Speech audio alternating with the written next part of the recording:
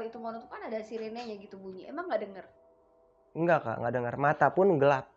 Oh. Yang tadinya, nih misalkan ini rel kereta nih. Heeh. Ini kita jalan di rel kereta. Itu kayak kita bukan jalan di rel kereta Kak.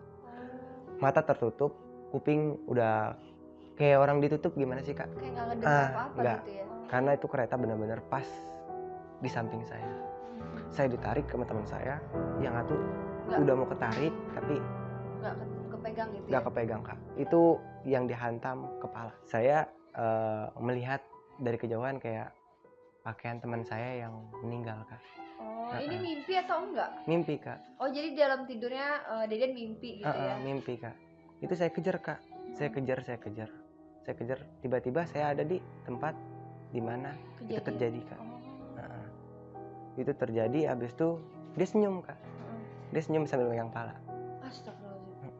Dia sambil megang pala dia begini. Ini palanya di sini, dia senyum begini. Ini bundungnya Kak.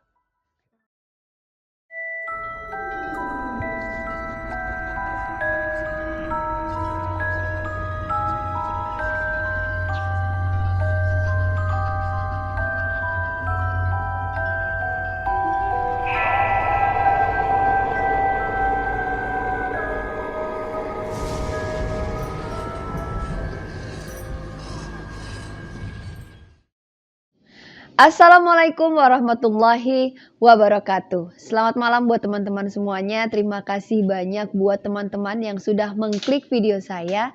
Semoga teman-teman semuanya dalam keadaan sehat dan selalu dalam lindungan Allah Subhanahu wa Ta'ala. Nah, buat teman-teman yang menanyakan kenapa saya belum upload video terbaru, saya mohon maaf dikarenakan saya memiliki kesibukan yang nggak bisa saya tinggal. Nah, untuk kedepannya saya akan mengupload video terbaru saya seperti biasanya. Jadi buat teman-teman yang penasaran dengan kisah apa yang akan saya sampaikan di video saya selanjutnya, jangan lupa diklik tombol subscribe, nyalakan juga lonceng notifikasinya supaya teman-teman tidak ketinggalan apabila saya mengupload video terbaru. Pada malam hari ini saya kedatangan narasumber yang akan menceritakan pengalaman misteri yang beliau alami. Jadi di sini saya sudah bersama dengan Mas Deden dan Mas Deden akan menceritakan pengalaman misteri yang pernah beliau alami. Buat teman-teman yang penasaran dengan kisah apa yang akan diceritakan oleh Mas Deden, tonton video saya sampai selesai. Assalamualaikum warahmatullahi wabarakatuh. Nama saya Deden Setiawan, saya tinggal di Jakarta Utara. Saya di sini bakal menceritakan tentang pengalaman saya kepada penontonnya Kak Rahayu. Sebelum itu, di awal tahun 2015, saya dan 3 teman saya ingin beranjak ke salah satu mall yang ada di Jakarta Utara. Sebelum saya berangkat ke salah satu mall, teman saya ingin izin ke orang tuanya. Salah satu teman saya izin ke orang tuanya untuk pergi ikut saya dan salah satu teman saya juga yang bernama William. Di sini kita ada 3 tokoh. Yang pertama William, yang kedua Deden, saya sendiri, dan yang ketiga almarhum Robi. Pada sebelum kita pergi, dia izin ke orang tuanya yang bernama almarhum Robi. Dia izin, "Mah, saya ingin izin pergi ya." "Kemana nak?" "Ke salah satu mall." Beliau izin tetapi tidak diizini oleh orang tuanya. Dia maksa untuk tetap pergi ke salah satu mall itu, dan pada akhirnya dia nekat, dia tidak mendengar orang tuanya. Kita bertiga akhirnya jalan. Setelah kita jalan, kita preparean dulu nih. Kita preparean, udah ngeberes-beresin, kita preparean bertemu di suatu halte. Pada saat itu kita naik angkot, preparean naik angkot. Setelah naik angkot kita turun, kita jalan kaki agak ada 20 meteran, dan di situ melewati salah satu rel yang ada di Jakarta Utara. Dan di situ saya sama teman-teman saya sebelum melewati rel itu tidak membaca bismillah. Habis itu juga salah satu teman saya juga ada yang non-Islam Kak. Gitu. Salah satu teman saya yang ada non-Islam. Di situ kita bertiga jalan. Kita bertiga jalan, sebelum palang itu ditutup, kita bertiga udah kehilangan kendali, Kak. Kita bertiga udah kehilangan kendali. Kita nggak dengar kalau ada suara kereta yang akan datang gitu. Di situ saya agak sedih sih kayak karena berat buat saya gitu kehilangan teman. Sebelum itu, Kak, kita melewati rel itu, kita bertiga sudah kehilangan kendali. Karena di situ kita tidak bisa mendengar datangnya kereta dan orang yang berteriak. Pada saat itu teman saya si William ini emang punya sesuatu pegangan ya, kayak disebut pegangan tuh.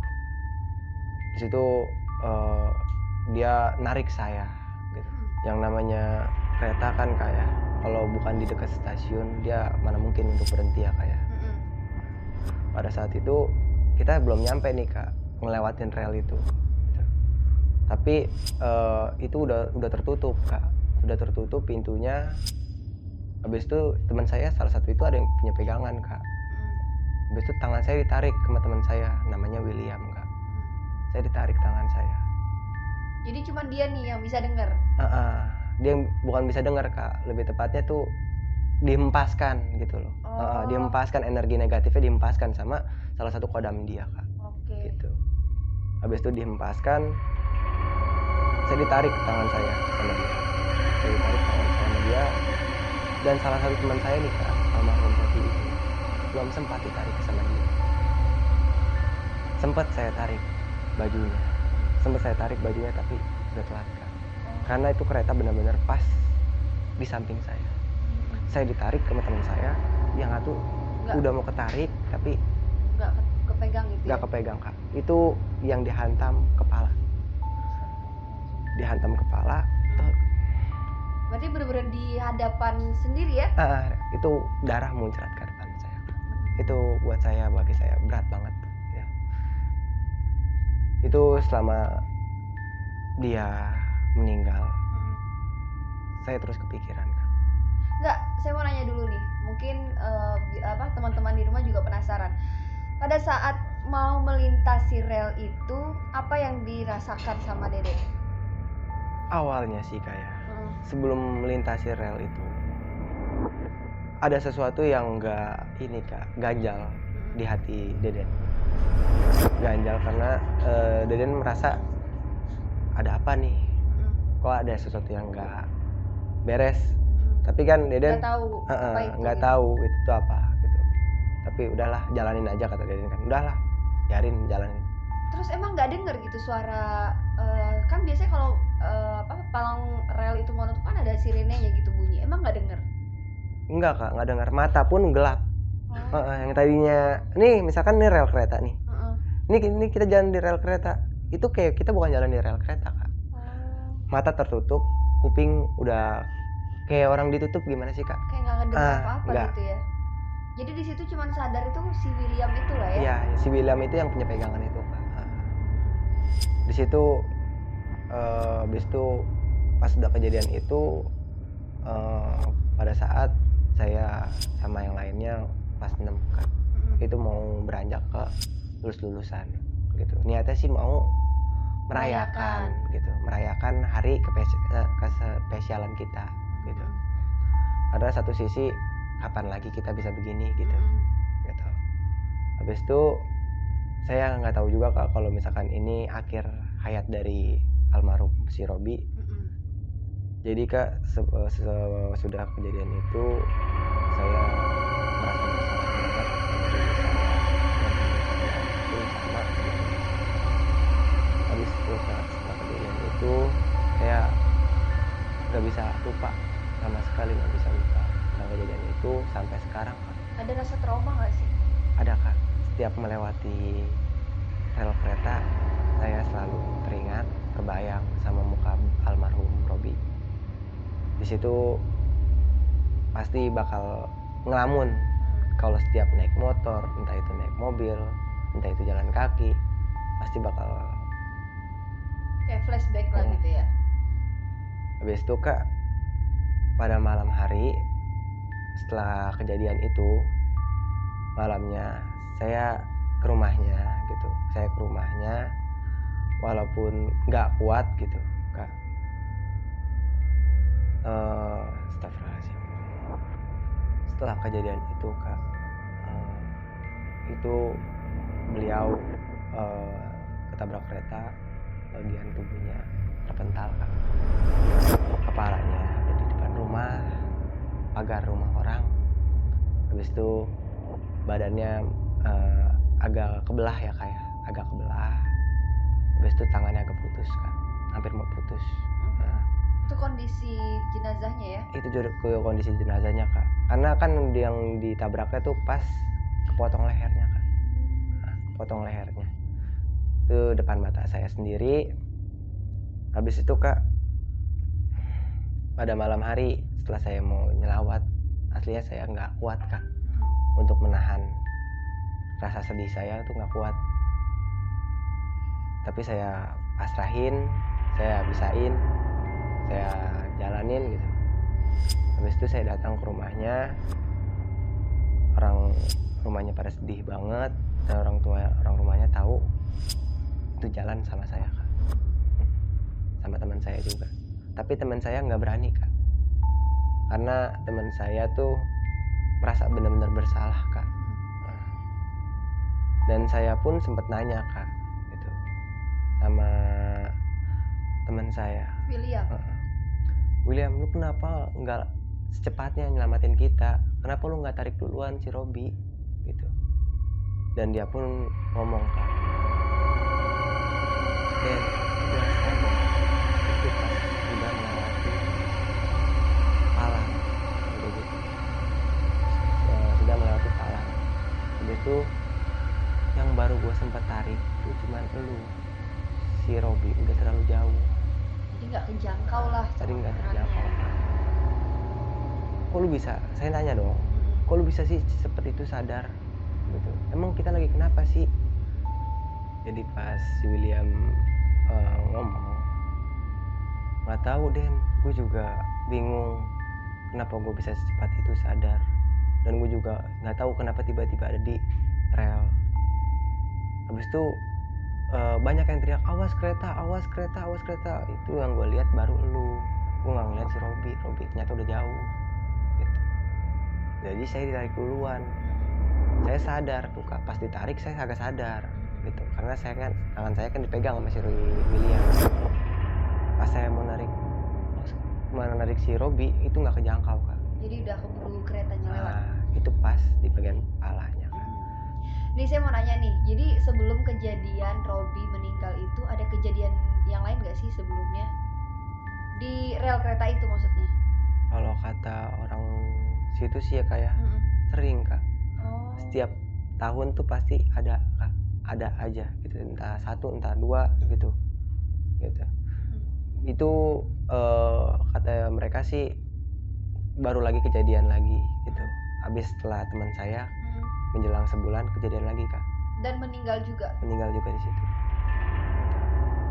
Jadi pas setelah kejadian teman saya almarhum tuh, saya sempat nanya juga ke orang-orang sekitar ya kayak, kenapa sih pak, kok bisa kita nggak sadar, kita bisa ada di tengah-tengah rel kereta gitu. Kata orang situ bilang, ya deh, makanya kalau lewat sini tuh banyak bismillah, banyak salawat, banyak zikir, kata orang-orang situ ngomongnya seperti itu kak. Karena di sini banyak sekali deh yang memakan korban gitu, entah itu dari segi waras kak. Banyak kak, katanya apalagi orang gila itu di situ sering. Itu juga orang yang sedang kosong pikirannya. Dan itu juga teman saya kayak termasuk orang yang boneka kosong kak. Maksudnya gimana ya? Gampang jelasin. Nah, kan kalau boneka kosong itu kan ya kayak nggak punya kodam. Kalau kan kayak si William tuh punya gitu. Mungkin Karena udah keturunannya kali turun ya? menurun kak. Saya juga baru tahu itu juga kalau dia turun temurun gitu. Jadi kayak ada yang ngejaga lah Ngejaga. gitu. Jadi kak setelah kejadian itu kak, beberapa hari ke depannya saya merasakan sesuatu yang ganjil kak gitu. Saya merasakan kayak ada almarhum di sekitar saya. Ada kejadian kak di salah satu hari dimana saya merasakan lelah gitu. Habis main apa gimana gitu. Habis itu kak sebelum itu kan disuruh sama orang tua saya cuci muka, cuci kaki, habis itu tidur. Tapi saya nggak mendengarkan kak. Saya langsung udah tidur aja. Capek gitu ya. Capek. Habis itu pas tidur kak, saya melihat dari kejauhan kayak pakaian teman saya yang meninggal kak. Oh, ini mimpi atau enggak? Mimpi kak. Oh, jadi dalam tidurnya Deden mimpi gitu ya? Mimpi kak. Itu saya kejar kak. Saya kejar. Tiba-tiba saya ada di tempat di mana itu terjadi kak. Itu terjadi. Habis itu dia senyum kak. Dia senyum sambil megang pala. Astagfirullahaladzim. Jadi sambil megang pala dia begini. Ini palanya di sini, dia senyum gini. Ini bundong kak. Dia begini aja. Setelah senyum itu ya kayak saya kebangun kak karena saya kaget gitu. Habis itu badan saya panas dingin kak. Karena buat saya hal yang gak wajar gitu kak. Iya. Gitu. Saya kebangun. Habis itu saya cuci muka kak. Saya ngadu ke mama saya nggak percaya. Habis itu saya tidur lagi kak, tidur lagi. Dan malam itu nggak mimpi lagi kak.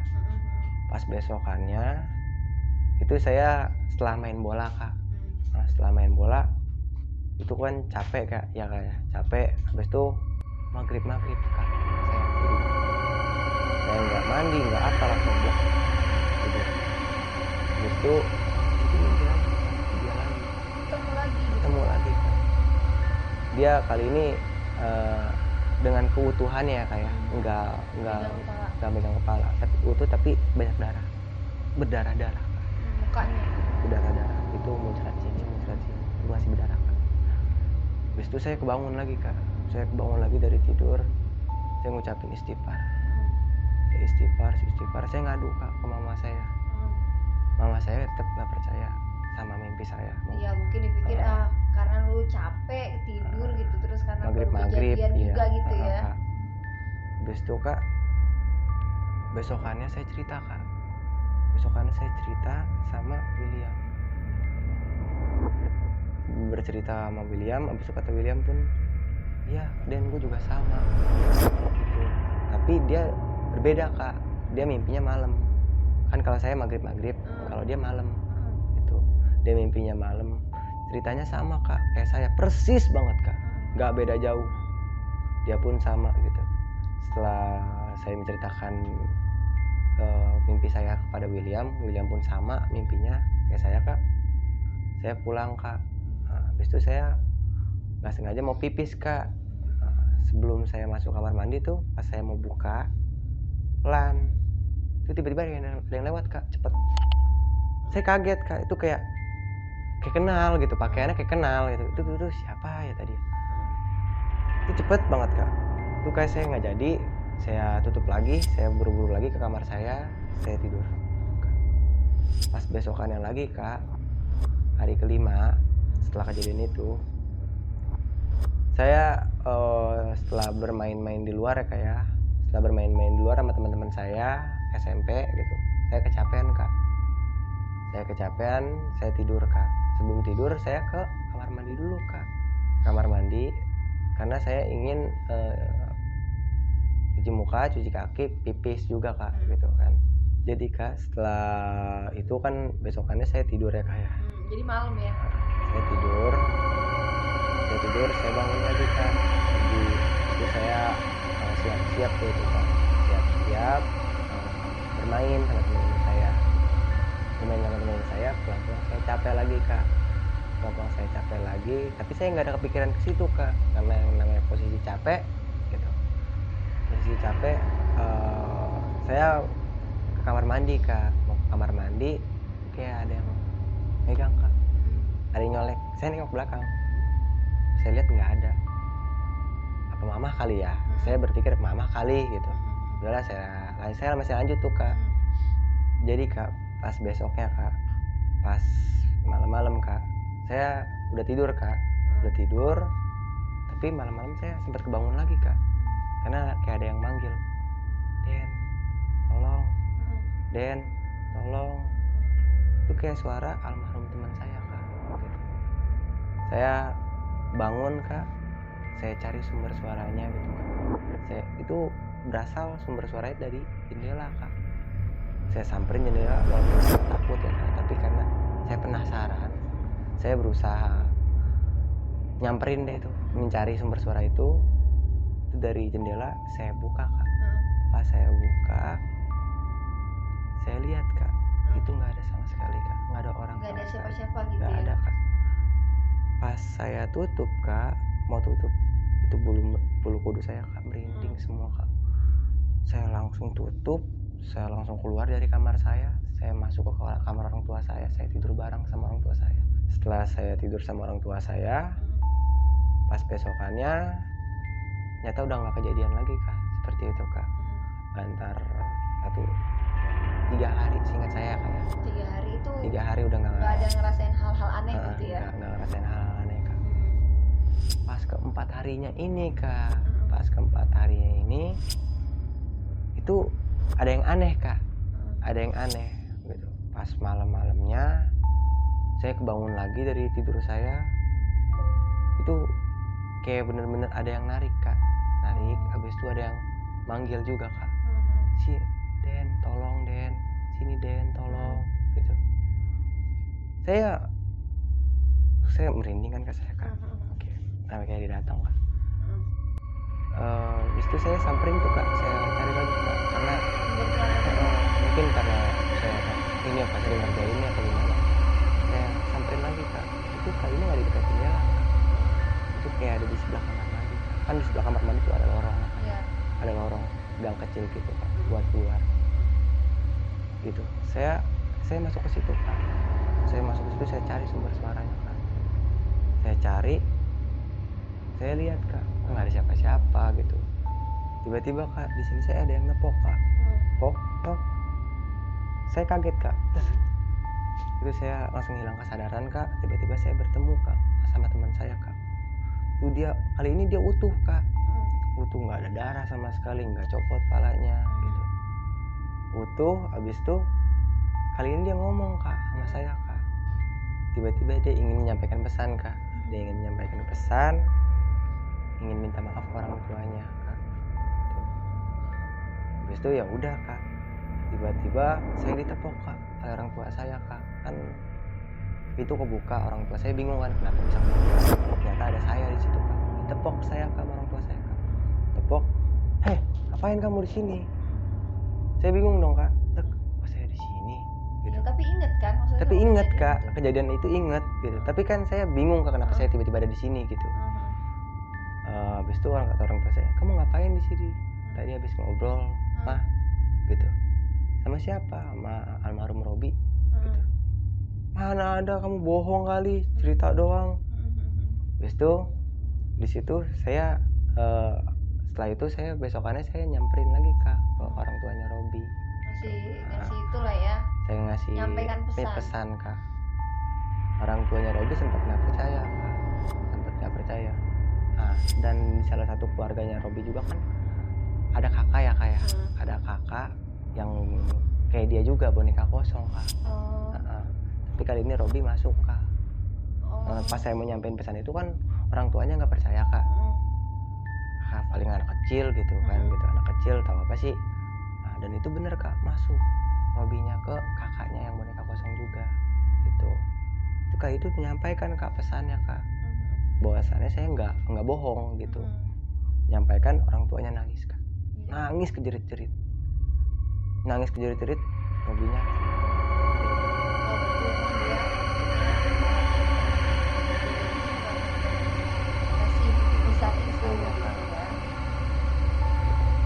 tadinya kan ke orang rumahnya tuh dia udah nyampein kak, tahu saya sih udah nyampein juga ke William, tapi Williamnya nggak peka gitu. Ke orang rumah juga kata ibunya juga sering bawa mimpi gitu, tapi mungkin karena kangen katanya gitu kak. Jadi Kak, setelah kejadian itu saya udah nggak digangguin lagi sama almarhum Robi Oke. gitu. Nih, buat teman-teman semuanya mungkin pelajaran dari kisah atau pengalaman pribadi yang dialami sama Deden boleh kali disampaikan buat teman-teman semuanya. Jadi kalian di sini bisa ngambil hikmahnya ya kawan-kawan. Ya bahwasannya sebelum kalian berangkat atau mau kemana-mana, berdoa kepada kepercayaan masing-masing. Semoga sampai tempat tujuan gitu. Dan yang kedua jangan lupa minta doa restu dari orang tua. Udah sih. Nah, buat teman-teman semuanya, saya ingin mengucapkan terima kasih banyak nih buat Deden yang telah bersedia menceritakan pengalaman pribadinya. Jadi walaupun tadi yang saya lihat ya, Deden agak terasa berat untuk menceritakan kembali pengalaman yang pernah beliau alami, tapi semoga teman-teman yang mendengarkan kisah dari Deden dapat mengambil hikmah dan pelajarannya. Saya ingin mengucapkan terima kasih banyak buat teman-teman yang telah mensupport channel saya dengan cara mengklik tombol subscribe. Jangan lupa nyalakan juga lonceng notifikasinya supaya teman-teman mendapatkan notifikasi apabila saya mengupload video terbaru. Jangan lupa di like, di komen, dan jangan lupa dibagikan ke media sosial teman-teman yang lainnya. Buat teman-teman yang memiliki kisah atau pengalaman misteri yang pernah teman-teman alami, boleh teman-teman DM ke Instagram saya. Insya Allah saya bersama tim akan mendatangi teman-teman untuk teman-teman menceritakan secara langsung pengalaman misteri yang pernah teman-teman alami. Atau mungkin teman-teman memiliki pengalaman misteri yang ingin saya ceritakan, boleh teman-teman DM ke Instagram saya. Instagramnya saya sematkan di atas. Sekali lagi saya ingin mengucapkan ribuan terima kasih buat teman-teman yang telah setia mensupport channel saya. Semoga kebaikan teman-teman semuanya dibalas oleh Allah Subhanahu wa Ta'ala. Dan semoga channel saya juga semakin berkembang sehingga saya semakin semangat menyampaikan kisah-kisah misteri yang ada di sekitar kita. Sampai di sini dulu kisah yang dapat saya sampaikan pada malam hari ini. Saya Rahayu Fajri dan Deden pamit undur diri. Wassalamualaikum warahmatullahi wabarakatuh.